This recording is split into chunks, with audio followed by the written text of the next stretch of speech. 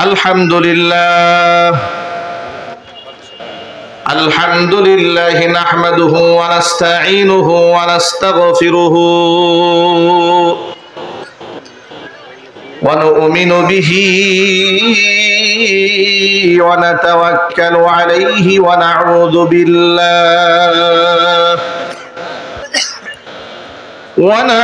بالله من شرور أنفسنا ومن سيئات أعمالنا من يهده الله فلا مضل له ومن يضلله فلا هادي له ونشهد أن لا إله إلا الله وحده لا شريك له ونشهد أن سيدنا ونبينا وحبيبنا وشفيعنا ومولانا محمدا عبده ورسوله الذي أرسله بالحق بشيرا ونذيرا وداعيا إلى الله بإذنه وسراجا منيرا أما بعد فأعوذ بالله من الشيطان الرجيم بسم الله الرحمن الرحيم وما كان لمؤمن ولا مؤمنة إذا قضى الله ورسوله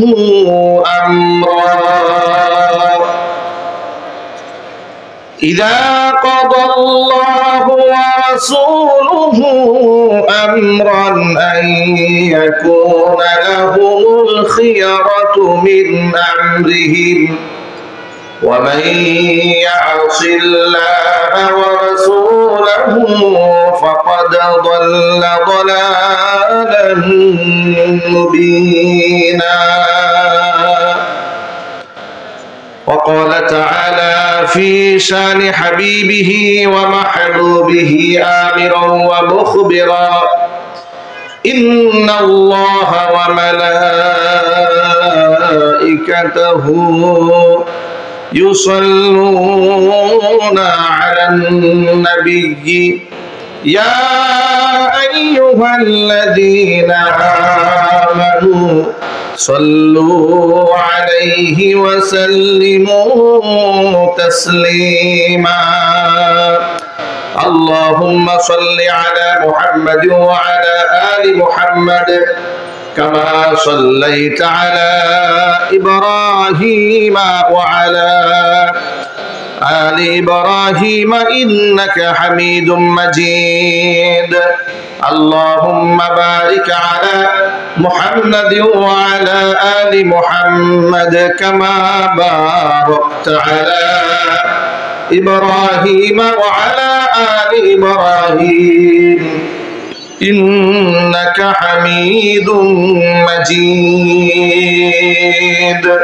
محبته زبان ছেড়ে দিয়ে সকলে মিলে কিছুক্ষণ জিকির করুন লা ইলাহা জোরে জোরে লা ইলাহা স্ট্যান্ডটা একটু আগাই দেন তো স্ট্যান্ডটা একটু আগাই বাস এই অপারেটর হালকা রিভার্ব দিয়ে রাখেন একটু ভলিউম দেন এই স্টেজ মনিটরে আওয়াজ দেন প্যান্ডেলের ভিতরে সাউন্ড দেন মোহাব্বতে লা ইলাহা লা ইলাহা ইল্লাল্লাহ লা ইলাহা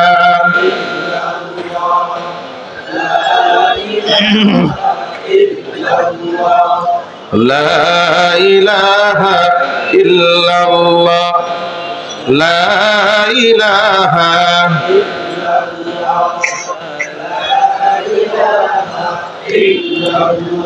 লা ইলাহা ইল্লাল্লাহ মুহাম্মাদুর রাসূলুল্লাহ সাল্লাল্লাহু আলাইহি ওয়াসাল্লাম।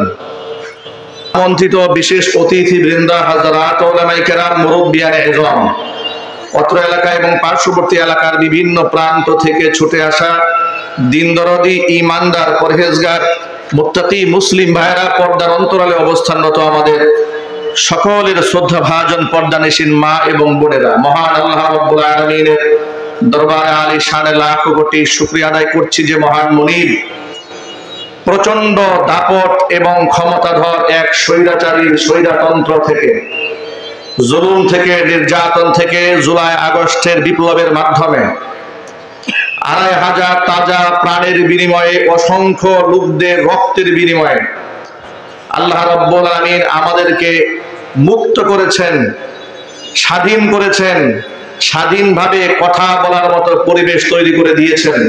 এই জন্য আপনারা খুশি না বেজার? কম না বেশি? উচ্ছ্বসিত কণ্ঠে, খুশি মনে, মন প্রাণ উজাড় করে আল্লাহ পাকের শেখানো ভাষায় শুকরগুজার করছি। জবান ছেড়ে দিয়ে সকলে একযোগে বলছি আলহামদুলিল্লাহ। রব্বানা লাকাল হামদ হামদান কাসীরা তাইয়িবান মুবারাকান ফীহি। রব্বানা লাকাল হামদু কামা ইয়ানবাগি লিজালালি ওয়াজহিকা ওয়া আযীমি সুলতানিকা। আল্লাহ রাব্বুল আলামিন দুদিন ব্যাপী ইসলামী মহাসম্মেলনকে কবুল করুন। জামিয়াতুল ওয়ালিদা ইসলামিয়া ও জামিয়া হযরত সুমাইয়া রাদিয়াল্লাহু তাআলা আনহা মহিলা মাদ্রাসাকে আল্লাহ তাআলা কিয়ামত পর্যন্ত কবুল করুন। মাদ্রাসা দ্বয়ের সমস্ত হাজাত আল্লাহ তাআলা তার গায়বে খাজানা থেকে মিটিয়ে দেন। অক্লান্ত পরিশ্রম করে এই জান্নাতের বাগান যারা সাজিয়েছেন, দূরদরাজ থেকে শোনার জন্য যারা এসেছেন, আজকের মাহফিলের ওসিলা করে আল্লাহ তাআলা সকলকে পরিপূর্ণ হেদায়েত নসিব করুন। কাল কিয়ামতের কঠিন ময়দানে এই আয়োজন আল্লাহ পাক আমাদের সকলের নাজাতের জারিয়া হিসেবে কবুল করুন।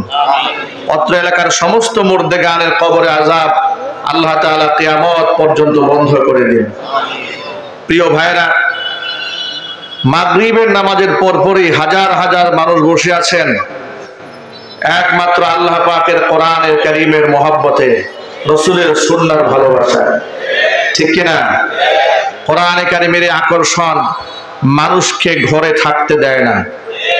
কোরআনে কারীমের আকর্ষণ মানুষকে ঘর ছাড়া করে দেয়, বাড়ি ছাড়া করে দেয়। কোরআনে কারীমের আকর্ষণে মানুষ হাসি মুখে ফাঁসির কাছে ঝুলতে যায়। কোরআনে কারীমের আকর্ষণে মানুষ হাসি মুখে দ্বিখণ্ডিত হতে জানে। এই কোরআনে কারীমের মোহাব্বত দিয়ে আল্লাহ আমাদের অন্তরকে আলোকিত বানায় দেন। সকলে একটু চিৎকার দিয়ে বলুন আল্লাহুম্মা আমিন। কোরআনের বাণী যে আল্লাহ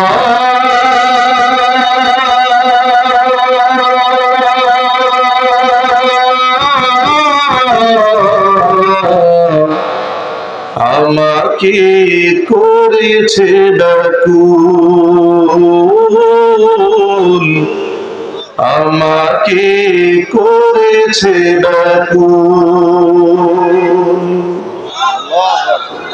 কোরআনের বাণী যে আল্লাহ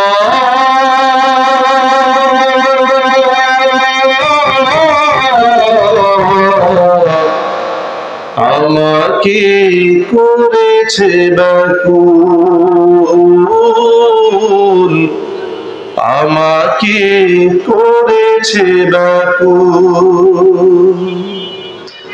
তাই তো মন উঠলে উঠে প্রাণ আমার হয় যে আকুল, আমাকে করেছে ব্যাকুল, আমাকে আমাকে করেছে ব্যাকুল। কোরআনের বাণী যে আল্লাহ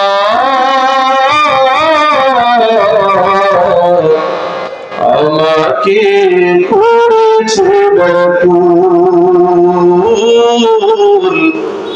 আমাকে করেছে ব্যাকুল। সকল যুগের মানুষ জানে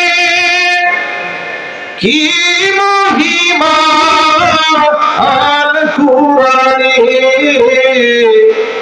সকল যুগের মানুষ জানে কি মহিমা আল কুরআনে। এমন মধু পেয়ে হে আল্লাহ, এমন মধু পেয়ে হে আল্লাহ, চিনতে কি কেউ করে ভুল, চিনতে কি কেউ করে ভুল। কোরআনের বাণী যে আল্লাহ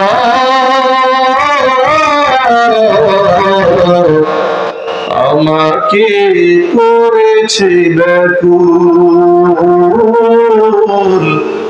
আমাকে করেছে ব্যাকুল, আমাকে করেছে ব্যাকুল।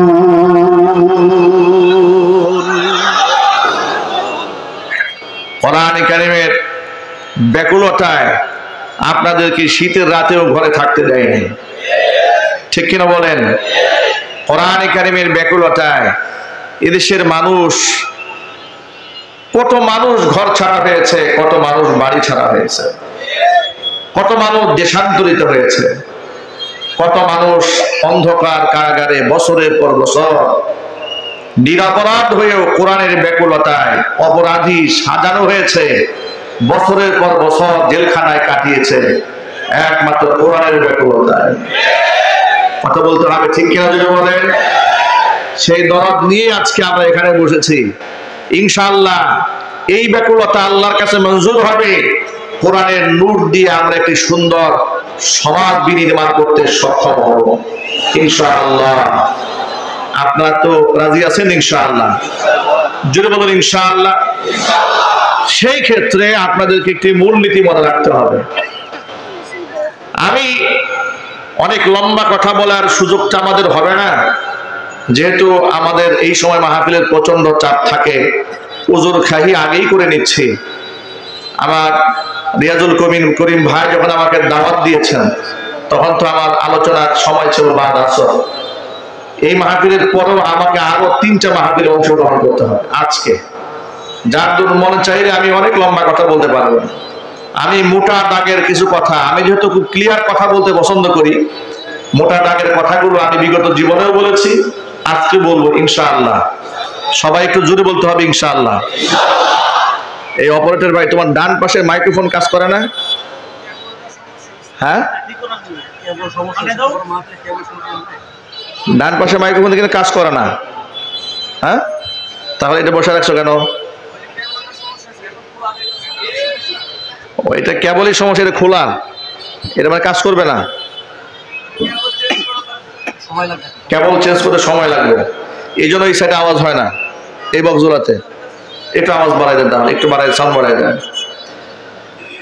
প্রিয় ভাইয়েরা আমার, আমরা কোরআনের ব্যাকুলতা নিয়ে এসেছি। আমরা কোরআনের ব্যাকুলতা অন্তরে ধারণ করে আমরা কোরআনময় জীবন গড়ব, কোরআনময় সমাজ গড়ব ইনশাআল্লাহ। এটা তখনই বাস্তবায়ন করা সম্ভব হবে যখন আল্লাহ এবং আল্লাহ রসুলের প্রতি আমাদের সন্তুষ্টির মাত্রা এত বেশি হবে, আল্লাহর পক্ষ থেকে ফয়সালা যা হয় সেটাই হাসি মুখে মানতে হবে। নবী করিম সাল্লাল্লাহু আলাইহি সাল্লাম তো বলেছেন, আজাবান লি আমরিল মুমিন, ঈমানদারের বিষয়টা খুব আশ্চর্যজনক একটা বিষয়। ইন্না আমরাহু কুল্লাহু লাহু খায়রুন, ইমানদারের সব বিষয় তার জন্য কল্যাণকর হয়ে যায়। সুবহানাল্লাহ বলেন। আচ্ছা, একজন মানুষের জীবনে কি সবকিছু ভালো হয় নাকি? ভালো হয়, কিন্তু রাসূল বলছে ইমানদারের জীবনে যা কিছু হয় সব কল্যাণকর হয়। আল্লাহর হাবিব ব্যাখ্যা করে বলছেন, ইন আসাবাতহু সাররাউ শাকারা ফাকানা খায়রুল লাহ, যদি তার জীবনে কোনো ভালো কিছু সাধিত হয় তাহলে সে শুকরিয়া আদায় করে, এটা তার জন্য কল্যাণকর হয়ে যায়। ওয়া ইন আসাবাতহু দাররাউ সাবারা ফাকানা খায়রুল লাহ, আর যদি তার জীবনে কোনো বালা মুসিবত আসে সে হতাশ হয় না, নিরাশ হয় না, সবার সে ধৈর্য ধারণ করে, ফাকানা খায়রুল লাহ, মুসিবতটাও তার জীবনের জন্য কল্যাণ বয়ে আনে। বলেন সুবহানাল্লাহ। ইমানদারের জীবনে সুখ কল্যাণ বয়ে আনে, দুঃখ কল্যাণ বয়ে আনে। সুখ কেমনে কল্যাণ বয়ে আনে? সুখ প্রাপ্তির পরে, নিয়ামত প্রাপ্তির পরে সে শুকরিয়া আদায় করে, এটা তার জন্য কল্যাণ করা হয়। দুঃখ কি করে কল্যাণ বয়ে আনে? যদি তার দুঃখ আসে, কষ্ট আসে, মুসিবত আসে, এরপরে সে সবার, সে ধৈর্য ধারণ করে, হতাশ হয় না, নিরাশ হয় না। প্রিয় ভাইরা, ইমানদারের জীবনে কি হারাবার কোনো ভয় আছে? আরো যদি বলেন, হারাবার তো কিছু নাই। যদি আমি মরেও যাই তো শহীদ হব, জিন্দা থাকলে আমি গাজী হব। তা আমার জীবনের চাইতে মূল্যবান তো আর কিছু নাই। একটা মানব জীবনে তার নিজের জানের চাইতে মূল্যবান কিছু আছে নাকি? তো সেই জীবনটাও যদি সঁপে দেওয়া হয় তাতেও তো তার লস হওয়ার কিছু নাই। আবার যদি বেঁচে থাকে এতেও তার লস হওয়ার কিছু নাই। কারণ হচ্ছে যতদিন বেঁচে থাকবে আল্লাহর নিয়ামত প্রাপ্ত হবে, আর সে শুকরগুজার বান্দাদের কাতার তালিকায় তার নাম উঠে যাবে। যদি বলতে হবে আল্লাহু আকবার। আমি আপনাদের সামনে মহাগ্রন্থ আল কোরআনের হাজার হাজার আয়াতের ভেতর থেকে সূরাতুল আহজাবের 36 নম্বর আয়াতে কারিমা আমার খুতবার মধ্যে তেলাওয়াত করেছি। আমার তিলাওয়াতকৃত আয়াতটি হিফজুল কোরআন কপির মধ্যে 22 নম্বর পারার 2 নম্বর পৃষ্ঠার একদম শুরুতেই আয়াতটি লিখিত আছে। আপনারা খুললেই আয়াতটা পাবেন। আল্লাহ পাক এই আয়াতের মধ্যে বলেছেন, ওয়ামা কানা লিমুমিনিন ওয়ালা মুমিনাতিন, কোন বিশ্বাসী পুরুষ কিংবা নারীর অধিকার নাই কোন ব্যাপারে? ইদা কাদাল্লাহু ওয়া রাসূলুহু আমরা, আমি আল্লাহ কিংবা আমার রাসূল যদি কোনো ব্যাপারে কোনো মতামত দিয়ে ফেলে, রায় দিয়ে ফেলে, সিদ্ধান্ত দিয়ে ফেলে, তাহলে আমি আল্লাহর সিদ্ধান্ত আমার রাসূলের সিদ্ধান্তের মধ্যে এসে আইয়াকুনা লাহুমুল খিয়ারাতু মিন আমরিহিম, নিজেদের পক্ষ থেকে তারা একটা মতামত ব্যক্ত করবেন, পছন্দ অপছন্দের কথা ব্যক্ত করবেন। সিদ্ধান্ত হয়ে যাওয়ার পরে এমন কোন রাইট, এমন কোন অধিকার, এমন কোন পারমিশন, এমন কোন অনুমোদন কোন ইমানদার বান্দা বান্দির জন্য নাই। কারণ হচ্ছে আল্লাহ এবং আল্লাহ রাসূলের সিদ্ধান্ত ইমানদারদের জন্য শিরোধার্য। মুমিন জীবনে সবচাইতে ভালো সিদ্ধান্ত আল্লাহর পক্ষ থেকে যেটা আসে, তার চাইতে দামি কোনো সিদ্ধান্ত কি মানুষ নিতে পারবে? একটু জোরা মাঝে বলতে হবে, নিতে পারবে না? নিতে পারবে না। একটু উদাহরণস্বরূপ বুঝেন আপনারা, আল্লাহ তাআলা নারীদের জন্য পর্দার বিধান দিয়েছেন। আল্লাহ সুবহানাহু ওয়া তাআলা মদ খাওয়া হারাম করেছেন, জুয়া খেলা হারাম করেছেন। আল্লাহ পাক 5 ওয়াক্ত নামাজ বাধ্যতামূলক করেছেন। আল্লাহ পাক সুদী লেনদেন হারাম করেছেন, সুদ ভিত্তিক অর্থনীতি হারাম করেছেন, যাকাত ভিত্তিক অর্থনীতি চালু করে দিয়েছেন। সুবহানাল্লাহ বলেন। মানব জীবনে কল্যাণকর যা আছে সব আল্লাহর পক্ষ থেকে আল্লাহই ফয়সালা করে দিয়েছে। বান্দার দায়িত্ব হচ্ছে হাসি মুখে আল্লাহ এবং রাসূলের সিদ্ধান্ত মেনে আমল করা। কোন ব্যক্তি যদি এই ক্ষেত্রে আল্লাহ এবং রাসূলের মতামতকে বাদ দিয়ে মাইয়াসিল্লাহ ওয়া রাসূলা, এই ক্ষেত্রে মাসিয়াত উল্লেখ করা হয়েছে, আল্লাহর মতামত রাসূলের মতামত বাদ দিয়ে কোন ব্যক্তি যদি নিজের মতামতকে প্রাধান্য দিয়ে ভিন্ন রাস্তা গ্রহণ করে, এটা হবে অবাধ্যতা। আল্লাহ এবং রাসূলের অবাধ্যতা করে যদি কোনো ব্যক্তি ভিন্ন পথ অবলম্বন করে, ফাকাদ দাল্লা দালালান মুবিনা, ব্যক্তি সুস্পষ্ট গোমরাহ হয়ে যাবে।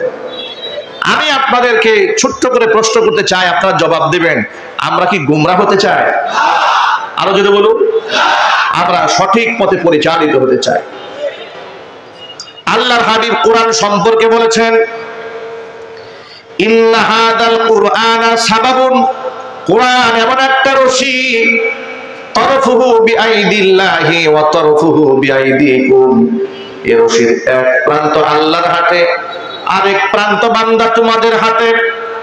লান তাদিল্লু ওয়া লান তাহলিকু বা'দাহু আবাদা, কোশ্চিনকালেও তোমরা বিভ্রান্ত হবে না, হক থেকে বিচ্যুত হবে না, তোমরা ধ্বংসপ্রাপ্ত হবে না, যদি কোরআন নামক রশিটাকে মজবুত ভাবে আঁকড়ে ধরে রাখতে পারো। তোমাদের পদস্খলন হবে না, ধ্বংসপ্রাপ্ত হবে না। শর্ত একটা, কোরআনকে অবলম্বন বানিয়ে রাখতে হবে। আল্লাহ পাক যেন কোরআনে কারীমকে অবলম্বন বানিয়ে রাখার তৌফিক দান করেন। জোরে বলেন আল্লাহুম্মা আমিন। এই আয়াতটি নাজিল হওয়ার একটা প্রেক্ষাপট আছে, যেটাকে তাফসীরের ভাষায় শানে নুজুল বলা হয়, মানে আয়াত নাজিল হওয়ার প্রেক্ষাপট। কেন আল্লাহ পাক এই আয়াতটা নাজিল করলেন, এর একটা ঘটনা আছে। ঘটনা হচ্ছে, নবী করিম সাল্লাল্লাহু আলাইহি ওয়াসাল্লামের আপন ফুফাতো বোন যায়েনাব বিনতে জাহাশ রাদিয়াল্লাহু তাআলা আনহা, তাকে আল্লাহর হাবিব সাল্লাল্লাহু আলাইহি ওয়াসাল্লাম নিজের পালক পুত্র যায়েদ বিন হারেসা রাদিয়াল্লাহু তাআলা আনহুর পক্ষ থেকে বিবাহের পয়গাম পাঠালেন তার কাছে। যায়েনাব বিনতে জাহাশ রাদিয়াল্লাহু তাআলা আনহা রাসূলের ফুফাতো বোন, কুরাইশ বংশী সুন্দরী নারী। তিনি যখন শুনতে পেলেন যে রাসূল আমার জন্য পাত্র সিলেক্ট করেছে যায়েদ বিন হারেসাকে, তিনি এটা মন থেকে অ্যাকসেপ্ট করতে পারলেন না। অ্যাকসেপ্ট করতে না পারার পেছনে তার যৌক্তিকতা ছিল যে আমি হলাম কুরাইশ বংশের একটা স্বাধীনা মুসলিম রমণী, আমার সামাজিক স্ট্যাটাস, বংশীয় মর্যাদা অনেক উপরে। পক্ষান্তরে যায়েদ বিন হারেসা হচ্ছে কৃতদাস, উকাজের মেলা থেকে তাকে 8 বছর বয়সে খরিদ করা হয়েছিল। সুতরাং একজন কৃতদাসের সাথে, যদিও সে রাসূলের পালক পুত্র হিসেবে এখন সে মর্যাদা পেয়েছে, কিন্তু তার সাথে আমার বিবাহ বন্ধন হবে, এটা আমি মন থেকে মানতে পারলাম না। তিনি গ্রহণ করলেন না এই প্রস্তাব। সাথে তার ভাই আব্দুল্লাহ ইবনে জাহাশ, যায়েনাব বিনতে জাহাশের ভাই, তিনিও এই প্রস্তাব অ্যাকসেপ্ট করলেন না। তার পরিপ্রেক্ষিতে আল্লাহ তাআলা আয়াত খানা নাজিল করলেন। আয়াত নাজিল হওয়ার পরে এই আওয়াজ যখন যায়েনাব বিনতে জাহাশের কান পর্যন্ত পৌঁছেছে, তখন তিনি বললেন, আল্লাহ এবং রাসূলের সিদ্ধান্ত চূড়ান্ত। হুজুর যে সিদ্ধান্ত দিয়েছেন যায়েদ বিন হারেসাকে বিবাহ করতে হবে, আমি হাসি মুখে আল্লাহ এবং রাসূলের সিদ্ধান্ত মেনে নিলাম। এটা জোরে বলতে হবে আল্লাহু আকবার। আয়াতটি মুফাসসিরিনে কেরামরা লিখেছেন, যদিও আয়াতটি নাজিল হয়েছে একটা খাস ঘটনাকে কেন্দ্র করে, কিন্তু ঘটনার হুকুম ব্যাপক। প্রত্যেকটা মুমিন মুসলমানের জীবনে আল্লাহ এবং রাসূলের সিদ্ধান্তই শিরোধার্য। এই ক্ষেত্রে কোনো যুক্তি চলবে না, কোনো তর্ক বাণিজ্য করা যাবে না। যেমন আমরা যদি আমাদের যুবক ভাইদেরকে বলি, যুবকেরা মুখে দাড়ি রাখতে হবে, দাড়ি রাখার বিধানটা ওয়াজিব। সব ফুকাহায়ে কেরাম এই ব্যাপারে একমত। দাড়ি রাখা কি জোরে বলেন তো ভাই, আর সবাইকে জোরে বলতে হবে, দাড়ি রাখার বিধানটা ওয়াজিব।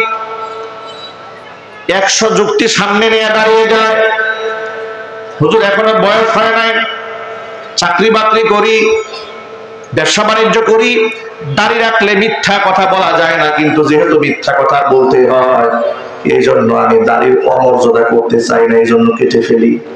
কি বুদ্ধি দেখছেন, উনি দাড়ির অমর্যাদা করবে না, মিথ্যা কথা বলতে হয় তো, এই জন্য দাড়ি আগে থেকে কামায় রাখে। এরকম বুদ্ধি শুনলে শয়তান কিন্তু খুব খুশি হয়, ঠিক না যদি বলেন। দাড়ির ক্ষেত্রে হাজারো যুক্তি দাঁড় করায় দেয়, আবার না রাখার পেছনে গল্প করে বলে, হুজুর দাড়ি এত গুরুত্ব নিয়ে পড়ে আছেন আপনি, গোটা দেশ চলতেছে একদিকে আর আপনি দাড়ি নিয়ে পড়ে আছেন। আমি বলি ভাই, আমি শুধু দাড়ির কথা বলি না, এটা এক্সাম্পল বলেছি। দাড়ি, টুপি, তাসবিহ, জায়নামাজ, সুন্নতের মেসওয়াক থেকে শুরু করে সুন্নাতে নববী, বাস্তব জীবনের সকল ক্ষেত্রে আল্লাহর নবীর আদর্শগুলোকে হাসি মুখে মানতে হবে। কোন বিধানকে তুচ্ছ করা, ব্যঙ্গ করা, খাটো করা, ছোট করে দেখার কোন সুযোগ নাই। যেরকম ঠিক কিনা? আমার মায়েদের জন্য আল্লাহ তাআলা পর্দা করা ফরজ করে দিয়েছেন। নবী করিম সাল্লাল্লাহু আলাইহি ওয়াসাল্লাম বলেছেন, সালাসাতুন ক্বাদ হারামাল্লাহু আলাইহিমুল জান্নাহ, 3 শ্রেণীর মানুষের জন্য জান্নাত আল্লাহ হারাম করেছেন। 1 নাম্বার হচ্ছে মুদমিনুল খামর, যারা মদ্যপান করে, তাদের জন্য আল্লাহ জান্নাত হারাম। দুই নাম্বার হচ্ছে ওয়াল আক্কু, পিতা মাতার অবাধ্য সন্তান যারা, তাদের জন্য আল্লাহর জান্নাত হারাম। তিন নাম্বার ওয়াদাইয়ুসুল্লাযী ইউকিররু ফি আহলিহিল খাবা, ওই দায়ুস পুরুষ, যে দায়ুস পুরুষ তার অধীনস্থ নারীদেরকে অশ্লীল কাজে দেখার পরেও সে প্রতিবাদ জানায় না, অন্যায় ভাবে চলাফেরা করার পরে বাধা সৃষ্টি করে না, এমন পুরুষের জন্য আল্লাহর জান্নাত হারাম। জোরে কর নাউজুবিল্লাহ। এখন যদি পর্দার কথা বলা হয়, যুক্তি দেখায় বলে হুজুর ধর্মীয় গোঁড়ামিটা একটু বাদ দেন, ধর্মান্ধতা বাদ দিয়ে দেন। দেখুন আমাদেরকে ধর্মান্ধ বলে বামপন্থীরা। আমি আপনাদের অত্যন্ত বিনয়ের সাথে প্রশ্ন করি, আপনারা বলুন তো, যারা ধর্মীয় জ্ঞান রাখে, ধর্ম পালন করে, মান্য করে, তারা ধর্মান্ধ নাকি যারা জানে না তারা ধর্মান্ধ? ধর্মান্ধতা কাকে বলে? ধর্মের ব্যাপারে অন্ধ, ঠিক কিনা বলেন? যারা ধর্মীয় জ্ঞান রাখে না তারা ধর্মান্ধ হতে পারে।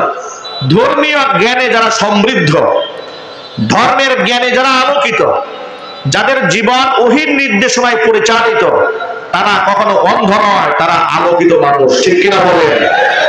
ধর্মান্ধ তারা যারা ধর্মের কোনো বালাই যাদের জিন্দেগিতে নাই, চুরি, ডাকাতি, মিথ্যা, জেনা, বদমাশি, খুন খারাপি, ধর্ষণ, রাহাজানি, অজস্র অপকর্মে যারা গোটা জীবনটাকে ডুবিয়ে রেখেছে, তারাই হচ্ছে আসল ধর্মান্ধ। চোর নিজের চুরি কখনো স্বীকার করে না, অন্যের উপর চাপিয়ে দিতে চায়। এই জন্য ক্ষুধাদ্রোহী এবং ধর্মান্ধরা আলেমদেরকে ধর্মান্ধ বলতে চায়।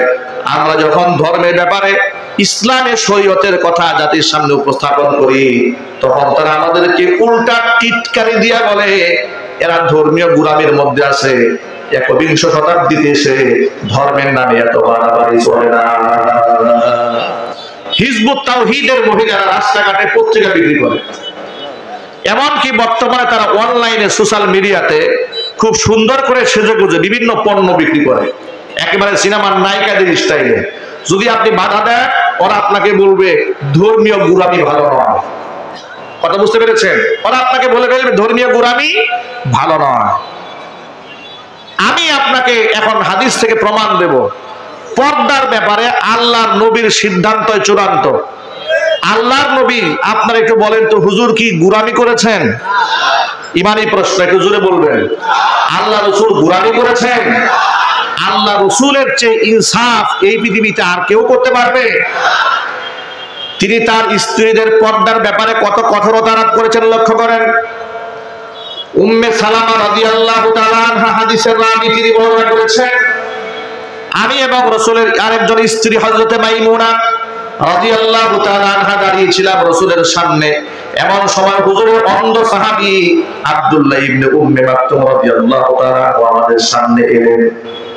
নবীজি আমাদেরকে বলেন ইহতাজিবা মিনহু, তাদের থেকে পর্দার আড়ালে চলে যাও। ইতোমধ্যে পর্দার আয়াত নাযিল হয়ে গেছে, আমাদেরকে পর্দার আড়ালে চলে যেতে বাইরে বললেন। উম্মে সালামা বলছেন, আমি রাসূলুল্লাহকে ডেকে বললাম, আলাইসা হুয়া আ'মা লা ইউবসিরুনা ওয়া লা ইয়ারিফুনা, হে রাসূল তিনি তো অন্ধ ব্যক্তি, তিনি তো আমাদেরকে দেখতেও পারবেন না, আমাদের চিনতেও পারবেন না। নবীজি তখন আমাকে পাল্টা প্রশ্ন করে বলছেন, উম্মে সালামা বলছেন, আফা আমিয়া ওয়ানি আনতুমা আলাস্তুমা তুবসিরানি, আব্দুল্লাহ ইবনে উম্মে মাকতুম জন্মান্ধ, তোমাদের দেখতে পারবে না, কথা মেনে নিলাম। তোমরা দুইজনে তো আর অন্ধ নও, তোমরা তো অবশ্যই তাকে দেখতে পারবে। সুতরাং তোমরা অকারণে বিনা কারণে একটা অন্ধ সাহাবীর দিকে তাকাতেও পারবে না। জোরে করে সুবহানাল্লাহ। পর্দার ব্যাপারে এবং পর্দার আমালের ক্ষেত্রে, নারী পুরুষের হিজাব এবং পার্টিশনের ব্যাপারে আল্লাহর নবী আমাদের জন্য আদর্শ। এছাড়া পৃথিবীর আমাদের জন্য আর কেউ আদর্শ হতে পারে না। কথা একটু বলতে হবে তো ভাই, ঠিক কিনা বলে? অনেকে যুক্তি তর্ক দিয়ে বলে, হুজুর মালয়েশিয়ার মেয়েরা পরপুরুষের সামনে মুখ খুলে চলে, ইন্দোনেশিয়ার মেয়েরা মুখ খুলে চলে, ইরানের মেয়েরা মুখ খুলে চলে, ইরাকের মেয়েরা মুখ খুলে চলে। আচ্ছা, Malaysia, Indonesia, Iraq, Iran, Lebanon, France, Britain, Canada, Germany কিংবা সৌদি আরব, এগুলা কি আমাদের ধর্মের মডেল? আরো জোরে আওয়াজ দিয়ে বলেন। আমাদের ধর্মের মডেল হচ্ছে কোরআন এবং সুন্নাহ, আমাদের মডেল হচ্ছে বিশ্বনবী মুহাম্মদ রাসূলুল্লাহ সাল্লাল্লাহু আলাইহি ওয়াসাল্লাম। ইতিহাস তো আপনাদের ভুলে যাওয়ার কথা নয়, আপনাদেরকে একটু স্মরণ করিয়ে দিই। এই দেশে ভাস্কর্যের নামে যখন রাস্তায় রাস্তায় মূর্তি বানানো হচ্ছিল, আলেমরা যখন প্রতিবাদ জানিয়েছিলেন, আমাদের আকাবির যারা, আমাদের বড় যারা, যারা গোটা দেশের ধর্মীয় অঙ্গনে, আধ্যাত্মিক অঙ্গনে, রাজনৈতিক অঙ্গনে যারা প্রভাবশালী, তারা রাষ্ট্রের সরকারকে বুঝিয়েছে, বলেছে, নানাভাবে বোঝাবার চেষ্টা করেছে। 90 থেকে 95% মুসলিম অধ্যুষিত এই দেশে এই শিরকি কালচারটা চালাবেন না।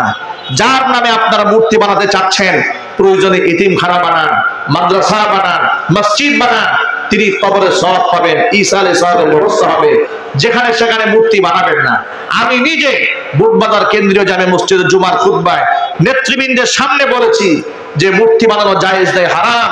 ভাস্কর্যের নামে বানান, মূর্তির নামে বানান, এই ভাস্কর্যের পূজা হোক, অর্চনা হোক আর নাই হোক, আপনি যেভাবেই বানান সেভাবেই হারাম।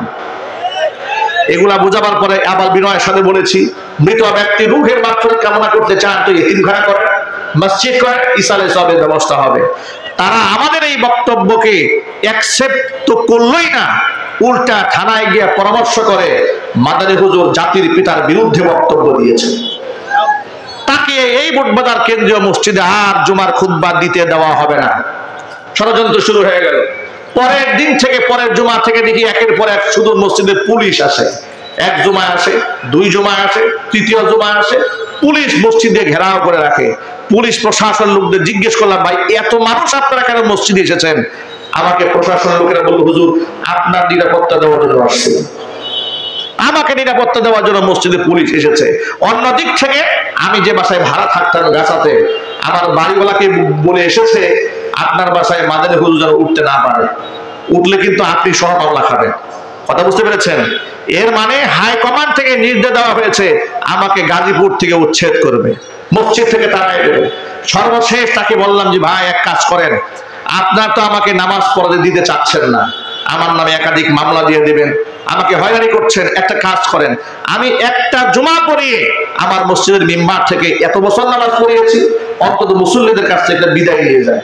আমাকে ডিরেক্ট বলল, না আপনি বিদায় নিতে পারবেন না, বিদায় নিতে গেলে মসজিদে একটা হট্টগোল লাগবে, আপনার ভক্তরা মিছিল নিয়ে দাঁড়িয়ে যাবে, সুতরাং আপনি বিদায় নিতে পারবেন না, আপনি চুপচাপ চলে যাবেন, একবারের জন্য মসজিদে আসবেন না, যদি আসে পরিস্থিতি যদি খারাপ হয় এজন্য আপনি দায়ী হবেন। আমি সসম্মানে সেখান থেকে চলে গেলাম। 4 বছর পরে জুমার মসজিদে আসলাম। মনে এত ব্যথা সেদিন পেয়েছিলাম যে কোনো অন্যায় করলাম না, অপরাধ করলাম না, চোরের মতো পালিয়ে গেলাম, নিজের কাছে খুব অপরাধী মনে হলো। আর মনে মনে ভাবলাম এই দিন দিন নয়, দিন আরো আছে। দিন তো আল্লাহর হাতে, এটা আল্লাহ যে কোনো সময় ঘুরাই দিতে পারে। আমাদেরকে আমাদের কর্মসংস্থান থেকে, খেদমতের অঙ্গন থেকে বিদায় নেওয়ার সুযোগ স্বৈরাচারীর আমলে দেওয়া হয় নাই। স্বৈরাচারী 16 বছর দেশে শাসন করেছে, জুলুম করেছে, নির্যাতন করেছে, গুম করেছে, খুন করেছে। 5ই আগস্টে জাতির সামনে সে ভাষণ দিয়ে বিদায় নিয়ে যেতে চেয়েছিল, সেনাবাহিনী বলেছে সময় মাত্র 45 মিনিট। প্রস্তুতি নেবেন না, খুতবা দেবেন না, ভাষণ দেবেন না, গাত্তি গুসকা গুল করবেন, সিদ্ধান্ত আপনার। স্বৈরাচারী তাকায় দেখে মাত্র আধা ঘন্টার মধ্যে ছাত্র জনতা একেবারে তার সিংহাসন দখল করে বসবে। খানা রেডি, খাবার খাওয়ার সময় নাই, গাত্তি বুসকা নিয়ে কোরাল দিয়েছে। বিষয়টা এমন দাঁড়িয়েছে, তুমি আলেমদেরকে তার কর্মসংস্থান থেকে বিদায় নেওয়ার সুযোগ দাও নাই, তুমি কেমনে বিদায় নিবা? তোমাকে চোরের মতো গলায় জুতার মালা দিয়ে পালিয়ে যেতে হবে।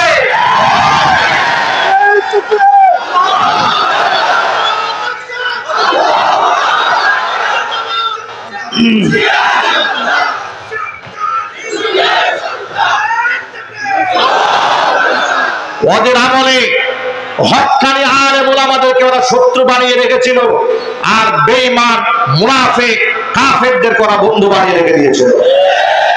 রাষ্ট্রের দেশপ্রেমিক যারা, তাদেরকে শত্রু বানিয়েছিল, রাষ্ট্রের শত্রু যারা, তাদেরকেই তারা বন্ধু বানিয়েছিল। কথা জোরে বলতে হবে, ঠিক কিনা বলেন? ওরা হেফাজতে আমরা অংশগ্রহণ করার কারণে আমাদের তকমা দিয়েছে আমরা হেফাজতি হুজুর।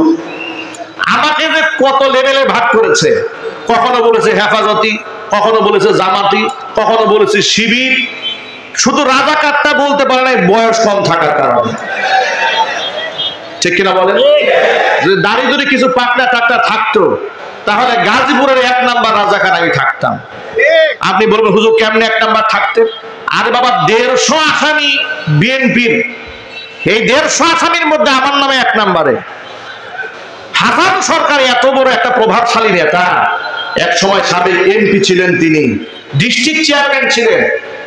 বুড়া মানুষটা রাজনীতি করতে করতে বৃদ্ধ হয়ে গেছে, তাকে দিয়েছেন মামলার 7 নাম্বার আসামি, আমাকে দিয়েছেন 1 নাম্বার আসামি। বয়স যদি খালি একটু মিলতো ভাই, আমি হইতাম 1 নাম্বারের রাজাকার। কথা বলেন ভাই, ঠিক কিনা বলেন?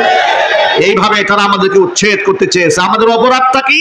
আমাদের অপরাধটা শুনেন। আমাদের অপরাধ ছিল আমরা ওদের কুফরি কর্মকাণ্ডের বিরুদ্ধাচরণ করেছি। ওরা নারী উন্নয়ন নীতিমালা তৈরি করে কোরআন সুন্নাহর সূরা নিসার 11 নম্বর আয়াতটাকে ভেঙে দিয়ে ইউসিকুমুল্লাহু ফি আওলাদিকুম লিযাকারি মিসলু হাজ্জিল উনসাইন, পুরুষ পাবে নারীর দ্বিগুণ, এই ভেদাভেদটা ভেঙে দিতে চেয়েছিল। এই মানদণ্ড ভেঙে দিয়ে নারী পুরুষ সমান করতে চেয়েছিল, আমরা বাধা হয়ে দাঁড়িয়েছিলাম। আমি যখন দেখেছিলাম এদেশের অজস্র আলেমদেরকে কোমরের মধ্যে রশি বেঁধে, হাতের মধ্যে হ্যান্ডকাপ পরিয়ে, গরুর রশি দিয়া বেঁধে, ডান্ডা বেড়ি পরিয়ে তাদেরকে আদালতে বেইজ্জত করা হচ্ছে, তাদের পক্ষে দাঁড়িয়ে বক্তব্য দিয়েছিলাম। আমি এই দেশের শ্রেষ্ঠ সন্তান শহীদ আল্লামা দেলওয়ার হোসেন সাইদি রহমাতুল্লাহি আলাইহি, যার সাথে আহলে হক উলামায়ে কেরামের মওদুদিবাদ নিয়ে ইখতিলাফ থাকলেও তার দাওয়াত নিয়ে, তার ইসলাম প্রচার নিয়ে, তার খেদমত নিয়ে, তার তাবলীগ নিয়ে জনমনে কোনো প্রশ্ন ছিল না। কথা বলতে হবে, ঠিক কিনা বলেন? এমন একজন মানুষকে যখন তোমরা ধর্ষণকারী 300 নারীকে ধর্ষণ করেছে, খুন করেছিল, এই ধরনের অপরাধী বানিয়ে বছরের পর বছর জেলখানা আটকে রেখেছিলে, আমি তার হয়ে লাইভ করে বলেছিলাম যে ভাই উনি শুধু জামাতের নেতা এটাই তো পরিচয় না, এই পরিচয় ছাড়াও তো তার অনেক বড় বড় পরিচয় আছে। তিনি একজন মুফাসসির কোরআন, মানুষকে আল্লাহর কথা বলেন, দ্বীনের কথা বলেন, অসংখ্য মানুষ তার কথা শুনে চোখের পানি ছেড়ে হেদায়েতের কথা বলে। একজন আলেম হিসেবে তো তার একটা ন্যূনতম সম্মান পাওয়া উচিত। এ কথা আমি খোলামেলা বলেছিলাম। আমি মাজলুম এই আলেমের পক্ষে দোয়া কেন করলাম? আমাকে বলে এই হুজুর এখন জামাত শিবির করে। মানে অবস্থা এই, ওদের পক্ষে গেলে আপনি মুক্তিযোদ্ধা, আর ওদের বিরুদ্ধে গেলে আপনি রাজাকার। এই কাজ খেলে 16 বছর গোটা দেশটাকে ওরা জাহান্নামের দ্বার প্রান্তে পৌঁছে দিয়েছে। এই কাজ খেলে গোটা দেশের স্বার্থকে ভারতের কাছে বিক্রি করে গোটা বাংলাদেশটাকে ধ্বংসের দ্বার প্রান্তে পৌঁছে দিয়েছিল। আল্লাহর গজবে, আল্লাহ পাকের লানতে, আলেমদের চোখের পানিতে এমন ভাবে বেইজ্জত হয়েছে, পৃথিবীর কোন শাসককে 300 এমপি নিয়ে একসাথে পকিয়ে দিতে হয় না।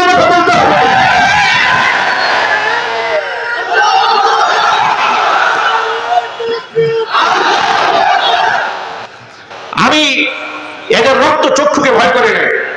ওরা আমার নামে একাধিক মামলা দিয়েছে, মাহফিল স্টেজ থেকে ধরে নিয়ে মামলা দিয়েছে, আমার পকেটে ককটেল বোমা পাওয়া গেছে, এরকম সাজিয়েছে।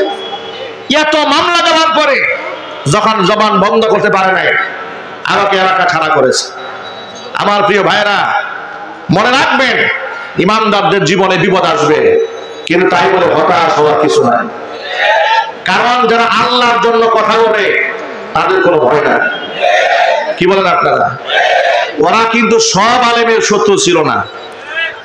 আমরা যখন জেল খাটি, জরিমানা দেই, তখন এই বাংলাদেশের কিছু আলেমরা ওদের মাথার মুকুট ছিল। এমনকি জাতীয় সংসদে দাঁড়িয়ে ওরা বলেছে কোন হক্কানি আলেমকে গ্রেফতার করা হয় নাই। যাদেরকে গ্রেফতার করা হয়েছে সব ধর্ম ব্যবসায়ীদেরকে গ্রেফতার করা হয়েছে। এখন আপনারা বলেন যাদের গ্রেফতার করা হয়েছিল তারা ধর্ম ব্যবসায়ী? ইমানদারের মতো জবাব দেবেন। আল্লামা মামুনুল হক ধর্ম ব্যবসায়ী, জুনায়েদ আল হাবিব ধর্ম ব্যবসায়ী, সাখাওয়াত হোসেন রাজি ধর্ম ব্যবসায়ী, রফিকুল্লাহ মাদানী ধর্ম ব্যবসায়ী, এরপরে আজিজুল হক ইসলাম ধর্ম ব্যবসায়ী, এবং শীর্ষ আলেমদের নামে তালিকা তৈরি করেছিলে, দুর্নীতি দমন কমিশনে তোমরা জমা দিয়েছিলে, এমনকি মানুষের সামনে তাদেরকে খাটো করেছিলে, বেইজ্জত করেছিলে। বিচারপতি, সাবেক বিচারপতি কালামানিক আলেমদের নামে এই চক্রান্ত করেছিল। আল্লাহ তাআলা, আহারে সুবহানাল্লাহ, আগে কোন সুবহানাল্লাহ। আল্লাহু আকবার বলেন।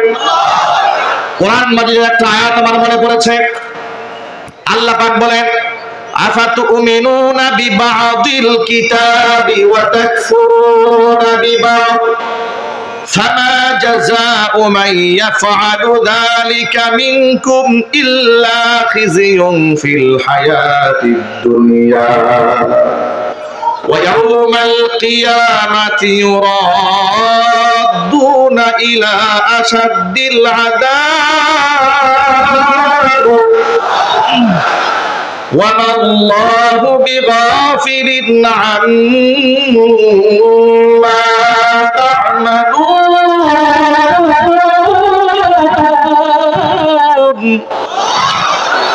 আল্লাহ পাক বলেন আমার নাজিলকৃত বিধানের কিছু অংশ ঈমান আনবে আর কিছু অংশ করবে অস্বীকার।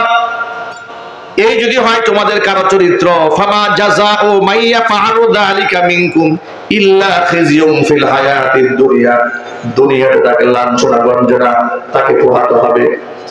ওয়া ইয়াউমাল কিয়ামাতি ইউরাদ্দুনা ইলা শাদ্দিল আযাব, কিয়ামতের দিন তাকে আরো কঠিন শাস্তির সম্মুখীন করা হবে। তোমাদের কৃতকর্ম সম্পর্কে আমি আল্লাহ উদাসীন নয়, গাফিল নই। ঠিক কিনা বলে?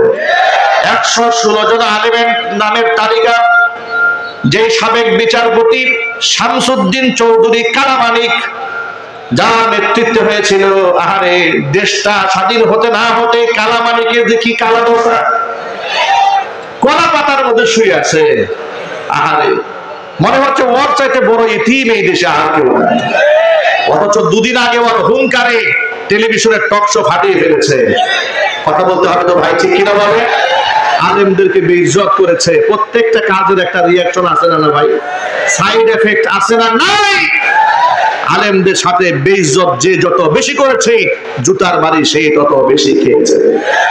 এখন আপনাদেরকে একটা ব্যাপারে ঐক্যবদ্ধ হতে হবে, সেটা হচ্ছে এই রক্ত দিয়ে জীবনের ঝুঁকি নিয়ে রাষ্ট্রটা আলহামদুলিল্লাহ আমরা স্বাধীন করেছি, কিন্তু স্বাধীনতা যেন রক্ষা করতে না পারি এই জন্য চক্রান্ত কিন্তু থেমে নাই। ঠিক না ভাই? চক্রান্ত থেমে নাই। এই স্বাধীনতাকে ধরে রাখতে হবে। আর যারা আমার ভাইদেরকে গুম করেছে, খুন করেছে, মিথ্যা মামলা দিয়ে বছরের পর বছর আটকায় রেখেছে, আয়না ঘরের মধ্যে রেখে পাশবিক নির্যাতন চালিয়েছে, এদের প্রত্যেকটাকে আইনের আওতায় এনে এমন দৃষ্টান্ত স্থাপন করতে হবে যাতে আগামী 100 বছর পর কিয়ামত পর্যন্ত অন্তর্বর্তীকে শাহাদাত আলী আমাদের এই পুণ্যভূমিতে আর দ্বিতীয় কোনো শেখ হাসিনার জন্ম না হয়। আপনারা কি ঐক্যবদ্ধ হয়ে সংগ্রাম করতে রাজি আছেন? আমরা দুহাত দেখতে পাচ্ছি।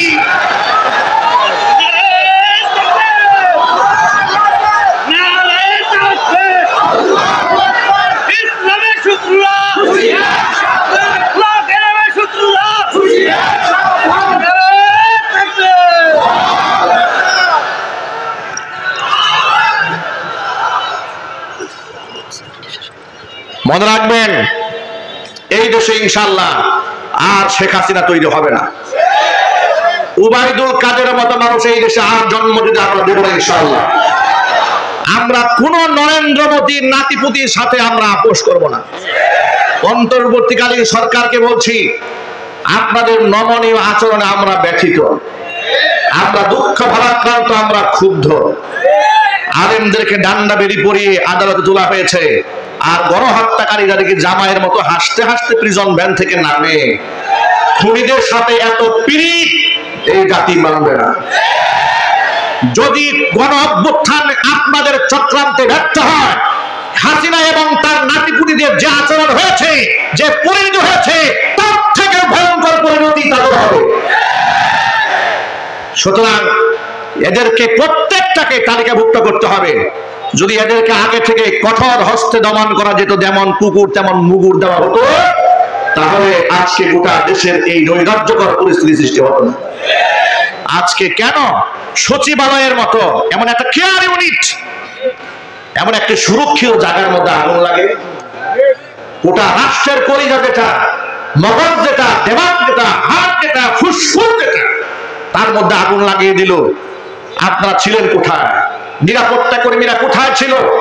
আপনারা 2 দিন 3 দিন সময় নিয়েছেন। আমরা বলবো এই 3 দিনের মাথায় অপরাধীদের নামের তালিকা তৈরি করে এমন শাস্তির ব্যবস্থা করুন আগামীতে কোন প্রকার চক্রান্ত করতে 14 লাখ পাঠিয়ে দেওয়া হবে। সুতরাং অন্তর্বর্তীকালীন সরকারকে বলছি, যত প্রকারের সাপোর্ট আছে জাতিগতভাবে আপনারা পাবেন, যদি আপনারা সত্যের পক্ষে থাকেন, ন্যায় বিচারকে নিশ্চিত করতে পারেন। আর যদি নমনীয় ভাব করেন, তাহলে এ জাতি এখন রক্ত দিতে শিখেছে, জালেমের সাথে চোখ রাখতে শিখেছে। ভারতের নরেন্দ্র মোদীকে চ্যালেঞ্জ করে যারা স্বাধীনতা ছিনিয়ে আনতে পারে, তারা পৃথিবীর যে কোনো শক্তিকে মোকাবিলা করতে প্রস্তুত আছে ইনশাআল্লাহ। আল্লাহ রাব্বুল আলামিন আমাদের সেই হিম্মত দান করে, জোরে করে আমিন। আর চিৎকার দেবেন আল্লাহুম্মা আমিন। যারা